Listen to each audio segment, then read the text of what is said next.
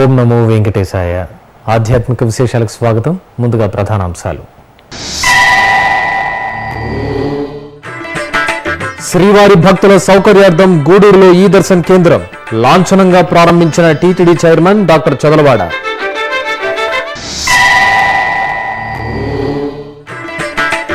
రేపు కళ్యాణ వెంకటేశ్వర స్వామికి పుష్పయాగ మహోత్సవం.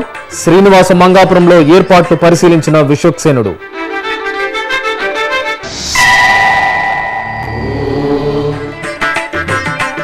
వేసవి ఏర్పాట్లపై టీటీడీ ప్రత్యేక దృష్టి. సర్వదర్శనం భక్తులకు ప్రాధాన్యమిచ్చేందుకు చర్యలు. తిరుమలకు తరలివచ్చే భక్తులు ప్రణాళికాబద్ధంగా రావాలనే టీటీడీ ఆలోచనకు అనుగుణంగా టీటీడీ ఈ దర్శన్ కేంద్రాలను నెలకొల్పింది. మొత్తం 86 ఈ దర్శన్ కేంద్రాలు భక్తులకు సేవలందిస్తున్నాయి. తాజాగా నెల్లూరు జిల్లా గూడూరులో ఈ దర్శన్ కేంద్రాన్ని టీటీడీ ధర్మకర్తల మండలి అధ్యక్షుడు డాక్టర్ చదలవాడ కృష్ణమూర్తి శనివారం ప్రారంభించారు. ఈ దర్శన్ కేంద్రంలో 60 రోజులకు ముందుగా ఆర్జిత సేవ టికెట్లను బుక్ చేసుకునే వెసులుబాటు ఉంది. రైల్వే జంక్షన్ గా ప్రసిద్ధిగాంచిన గూడూరులో ఈ దర్శన్ కేంద్రాన్ని ఏర్పాటు చేయడంపై భక్తులు హర్షం వ్యక్తం చేస్తున్నారు. టీటీడీకి అనుబంధంగా ఉన్న శ్రీనివాస మంగాపురం శ్రీ కళ్యాణ వెంకటేశ్వర స్వామివారి పుష్పయాగ మహోత్సవానికి శనివారం సాయంత్రం శాస్త్రోక్తంగా అంకురార్పణ జరిగింది. ఈ ఏడాది ఫిబ్రవరి 27వ తేదీ నుంచి మార్చి 6వ తేదీ వరకు శ్రీ కళ్యాణ వెంకన్న బ్రహ్మోత్సవాలు వైభవంగా జరిగిన విషయం తెలిసిందే. ఈ నేపథ్యంలో ఆదివారం మధ్యాహ్నం 2:30 నుంచి సాయంత్రం 5 గంటల వరకు శ్రీ కళ్యాణ వెంకటేశ్వర స్వామి వారికి పుష్పయాగాన్ని నిర్వహించనున్నారు. ఇందులో భాగంగా శనివారం సాయంత్రం సేనాధిపతి ఉత్సవాన్ని ఘనంగా నిర్వహించారు. శ్రీవారి సర్వ సైన్యాధ్యక్షుడైన విశ్వక్సేనుల వారు తిరుచిపై ఊరేగుతూ పుష్పయాగ ఏర్పాట్లను పర్యవేక్షించారు. అనంతరం ఆలయ అర్చకులు యాగశాలలో వైదిక క్రతువును ఆగమోక్తంగా నిర్వహించి అంకురార్పణ చేశారు.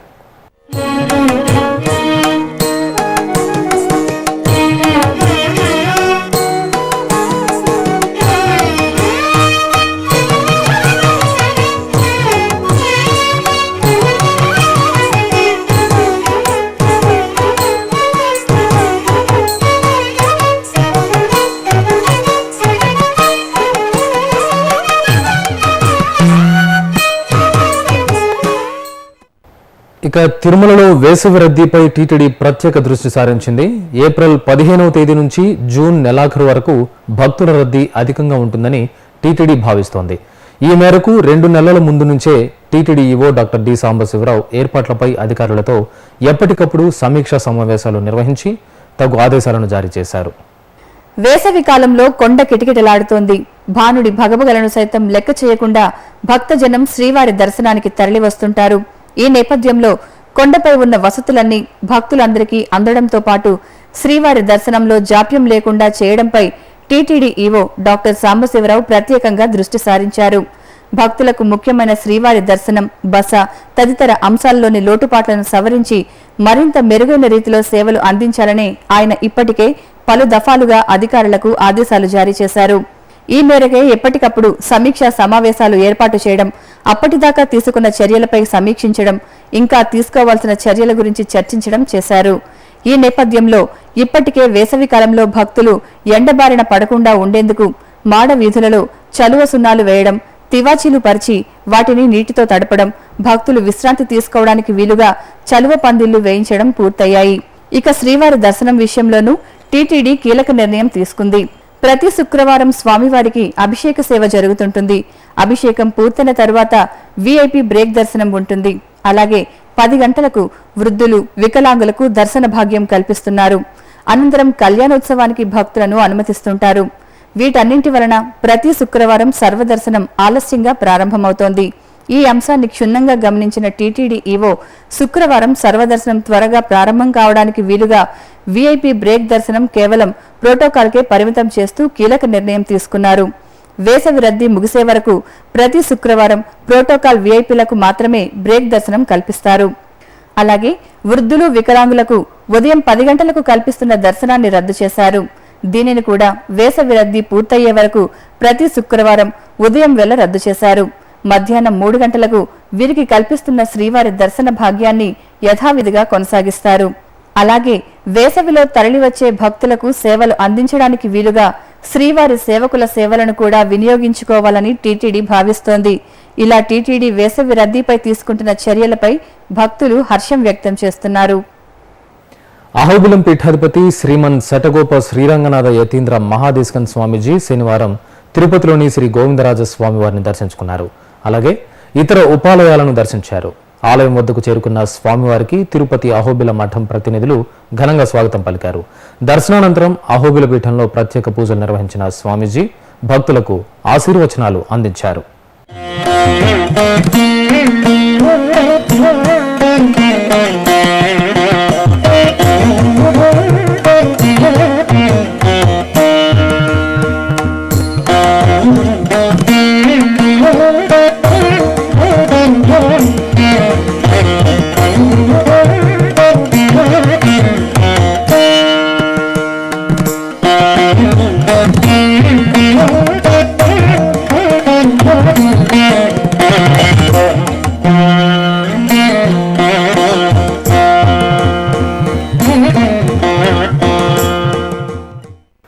తిరుపతి పుణ్యక్షేత్రంలోని శ్రీ కోదండరామ స్వామివారి దేవాలయంలో స్వామివారికి శనివారం సాయంత్రం తిరుచి వాహన సేవను వేడుకగా నిర్వహించారు.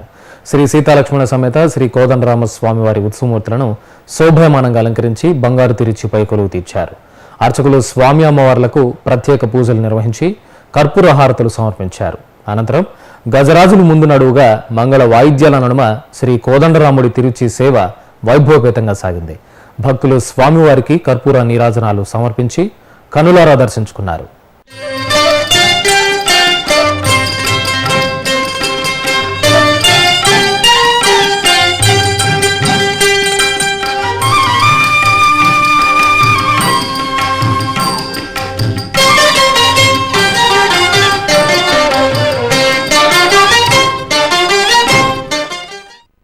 ఇప్పుడొక చిన్న విరామం.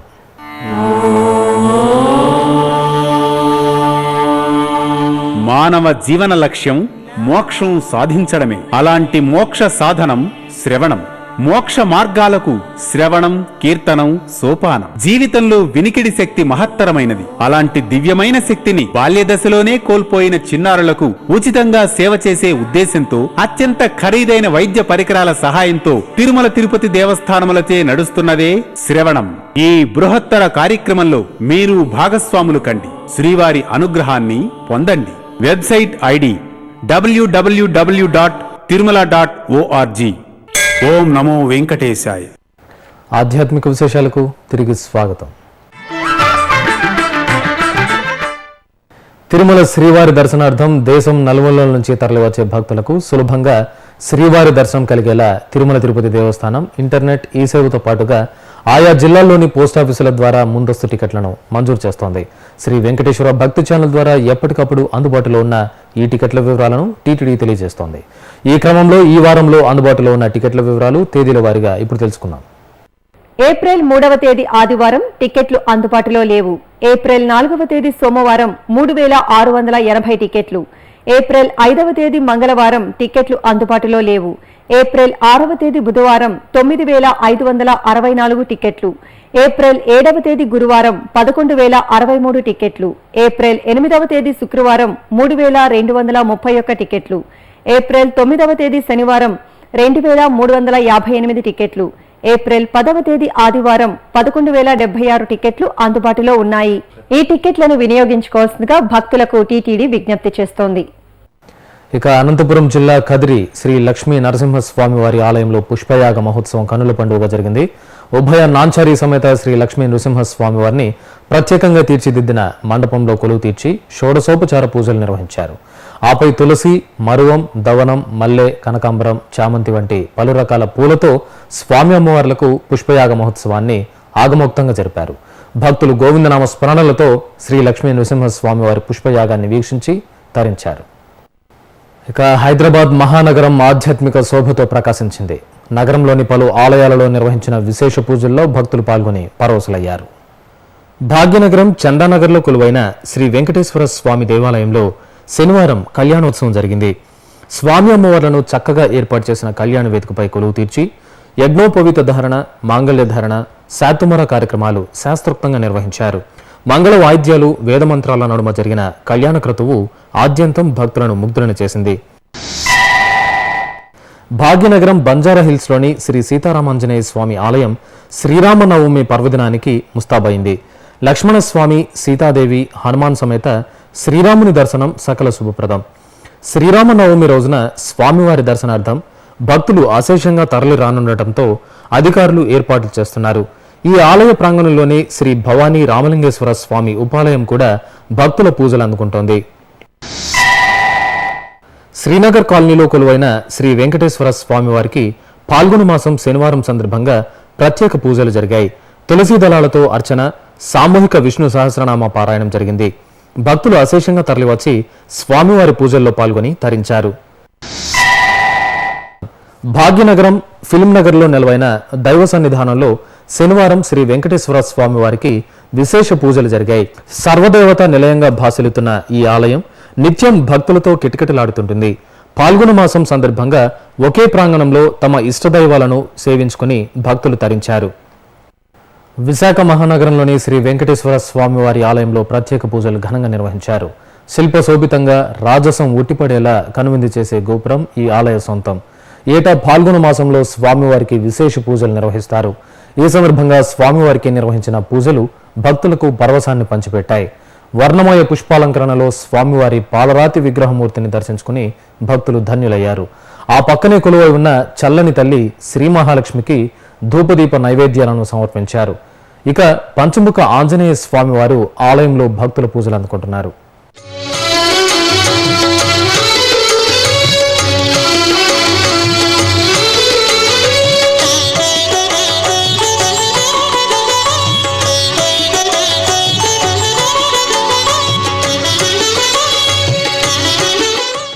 కర్ణాటక రాష్ట్రం బళ్ళారిలో నవగ్రహ మహారుద్రయాగాన్ని ఘనంగా నిర్వహించారు. లోక కళ్యాణార్థం నిర్వహించిన ఈ యాగంలో పరిసర ప్రాంతాల నుంచి భక్తులు విశేషంగా తరలివచ్చి పాల్గొన్నారు. ఈ సందర్భంగా యాగశాలలోని హోమగుండాల్లో పలు రకాల హోమ ద్రవ్యాలను సమర్పించి నమక చమక రుద్ర పారాయణంతో శాస్త్రోక్తంగా నవగ్రహ రుద్రయాగాన్ని పూర్తి చేశారు. చిత్తూరులోని పలు ఆలయాలలో భక్తులు విశేష పూజలతో దీపార్చన నిర్వహించి మొక్కులు చెల్లించుకున్నారు. ఇందులో భాగంగా సంతపేట శ్రీ దుర్గాంబ దేవాలయం, ఇరువారం స్వర్ణ భైరవి ఆలయాల్లో అమ్మవార్లకు భక్తి శ్రద్ధలతో కుంకుమార్చనలు నిర్వహించి ఆలయ ప్రాంగణంలో సామూహికంగా దీపాలను వెలిగించి ధన్యులయ్యారు. అలాగే చిదంబరేశ్వరాలయంలో నంది వాహనంపై దర్శనమిచ్చిన ఆది దంపతులను దర్శించుకున్న భక్తులు నవగ్రహ మండపంలో నేతి దీపాలను వెలిగించి ప్రదక్షిణలు చేశారు.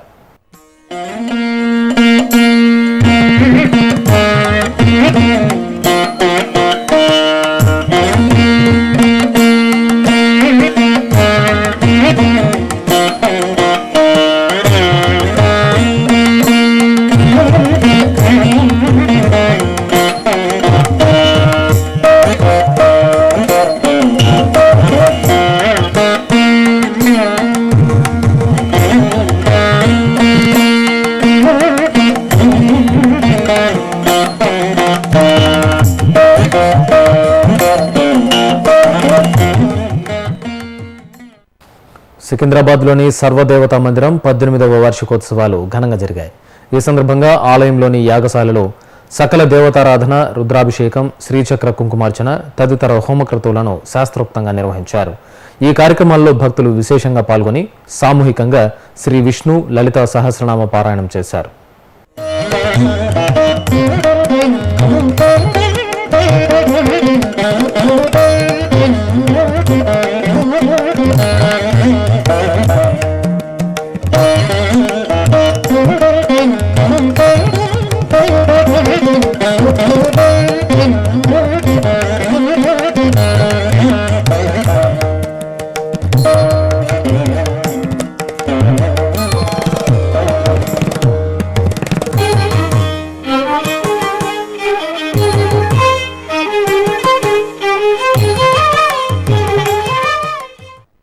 ఇప్పుడొక చిన్న విరామం.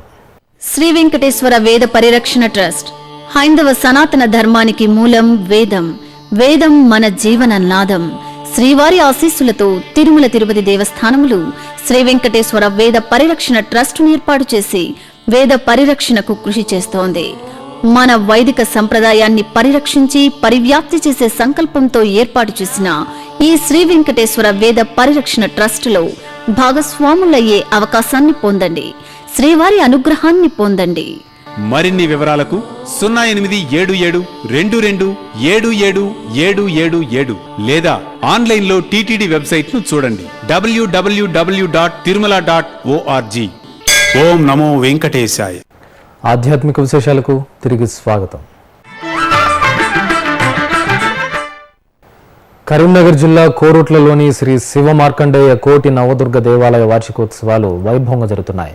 ఈ కార్యక్రమంలో హంపి పీఠాధిపతి శ్రీ శంకరాచార్య విద్యారణ్య భారతీ స్వామివారు పాల్గొన్నారు.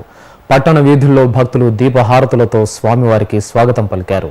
ప్రత్యేక పూజలు నిర్వహించిన పీఠాధిపతి యాగశాలలో జరిగిన చతుర్వేద పారాయణం, రుద్రపారాయణం, దేవి త్రైసూక్త పారాయణాల్లో పాల్గొని భక్తులకు అనుగ్రహ భాషణం చేశారు. ఇక మెదక్ జిల్లా మక్కరాజుపేటలో నూతనంగా నిర్మించిన శివాలయంలో విగ్రహ ప్రతిష్ఠ ఘనంగా జరిగింది. ఈ సందర్భంగా నూతన విగ్రహాలతో ఆలయ పరిసర ప్రాంతంలో నిర్వహించిన ఊరేగింపులో భక్తులు విశేషంగా పాల్గొన్నారు.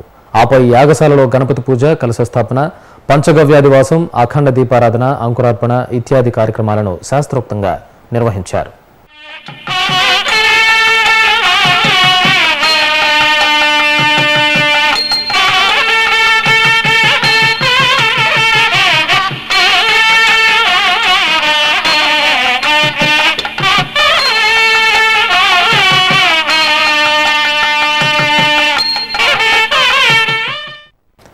శ్రీశైలం మహాక్షేత్రం సమీపంలో దోర్నాల మార్గంలోని శ్రీ నల్లమల్ల అభయాంజనేయ స్వామివారి ఆలయంలో శిఖర యంత్ర ధ్వజ ప్రతిష్టాపనోత్సవం ఘనంగా జరిగింది. ఎంతో పురాతనమైన ఈ ఆలయాన్ని ఇటీవలే గ్రామస్తుల సహకారంతో జీర్ణోద్ధరణ చేశారు. ఈ సందర్భంగా స్వామివారి మూలమూర్తికి ప్రత్యేక పూజలు నిర్వహించి యాగశాలలో పలు వైదిక క్రతువులను శాస్త్రోక్తంగా జరిపి ధ్వజస్తంభ ప్రతిష్టను పూర్తి చేశారు. చిత్తూరు జిల్లా పలంనేరు సమీపంలోని కుర్మయి గ్రామంలోని శ్రీ దండుమారియమ్మ ఆలయంలో అమ్మవారికి విశేష పూజలను ఘనంగా నిర్వహించారు. ఈ సందర్భంగా ఆలయాన్ని విద్యుత్ దీపాలతో చూడచక్కగా అలంకరించారు.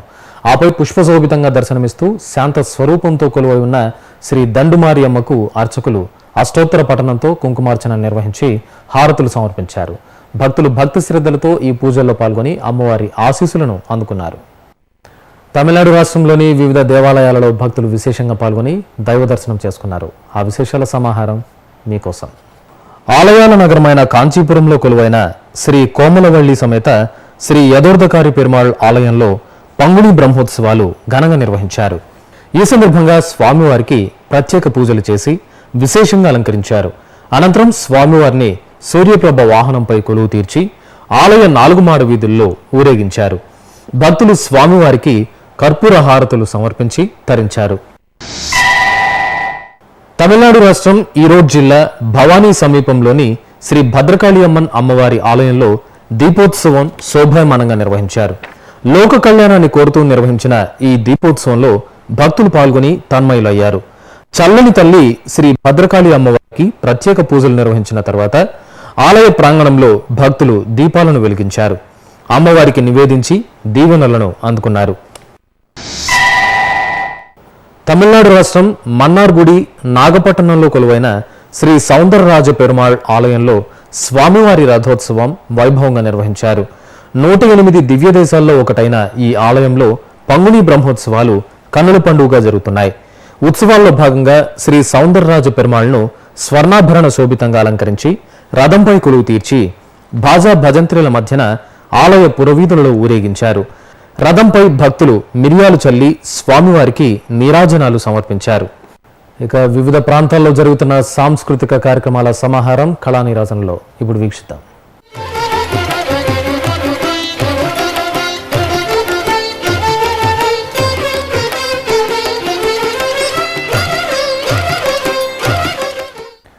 తిరుమలలోని నాదనీరాజనం వేదికపై శనివారం ప్రదర్శించిన కూచిపూడి నృత్యం శ్రీవారి భక్తులను అలరించింది. చెన్నైకు చెందిన కళైమామణి శైలజ బృందం చక్కటి హావభావాలతో కూచిపూడి నృత్యం ప్రదర్శించారు. శ్రీవారికి నృత్య నివేదన చేసి నీరాజనాలు అర్పించారు.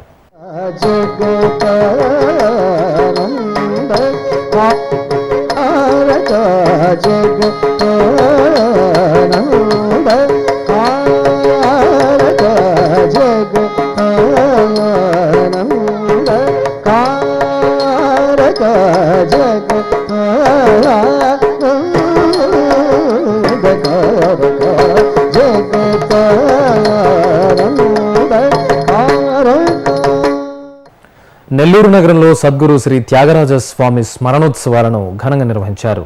ఈ సందర్భంగా ఏర్పాటు చేసిన ప్రత్యేక వేదికపై శ్రీ సీతారామ లక్ష్మణ సహిత ఆంజనేయ స్వామి వార్లను కొలువు తీర్చి పూజలు నిర్వహించారు. చెన్నైకి చెందిన శ్రీమతి గాయత్రి పలు త్యాగరాజ కృతులను వీణుల విందుగా ఆలపించి ఆహుతులను ఆలరించారు. కర్ణాటక రాష్ట్రం మడికేరిలోని గాంధీ మైదానంలో సాంస్కృతిక ఉత్సవం ఘనంగా నిర్వహించారు. దక్షిణ ప్రాంత సాంస్కృతిక కేంద్రం తంజావూరు ఆధ్వర్యంలో ఈ విశేష కార్యక్రమం జరిగింది. కర్ణాటక రాష్ట్రం నుంచే కాకుండా తమిళనాడు, అస్సాం నుంచి కళాకారులు తరలివచ్చి సాంస్కృతిక ఉత్సవాల్లో పాల్గొన్నారు. తిరుమలలో శ్రీవారి దర్శనం, గదుల ఖాళీలు, వాతావరణం తదితర విశేషాలను ఇప్పుడు తిరుమల సమాచారంలో తెలుసుకుందాం. ఇప్పటి వరకు 67,526 మంది భక్తులు శ్రీవారిని దర్శించుకున్నారు. 28 కంపార్ట్మెంట్లలో భక్తులు శ్రీవారి దర్శనం కోసం వేచి ఉన్నారు. సర్వదర్శనానికి 8, దివ్య దర్శనానికి 4 గంటల సమయం పడుతోంది. తిరుమలలో 54 గదులు ఖాళీగా ఉన్నాయి. తిరుమలలో వాతావరణం గరిష్ట ఉష్ణోగ్రత 33 డిగ్రీల సెల్సియస్, కనిష్ట ఉష్ణోగ్రత 19 డిగ్రీల సెల్సియస్గా నమోదైంది. ఆధ్యాత్మిక విశేషాలు ఇంతటితో సమాప్తం. తిరిగి రేపు ఉదయం 8 గంటలకు ప్రసారమయ్యే సంస్కృత ఆధ్యాత్మిక విశేషాలలో మళ్ళీ కలుసుకుందాం. ఓం నమో వెంకటేశాయ.